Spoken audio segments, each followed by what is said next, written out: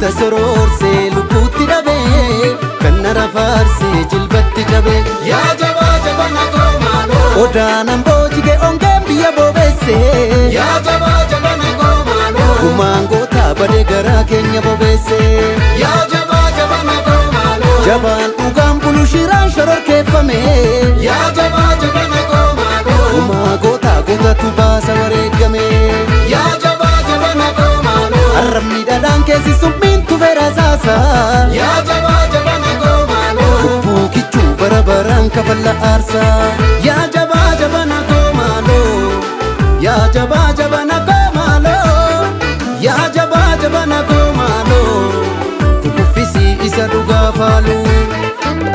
Eebbaa gadaa warra barnootaa waaqeffataan galmatti galee. Tokko lafan bu'uu jechi hayyootaa hubannoo dhabuudhaan hedduu tubame.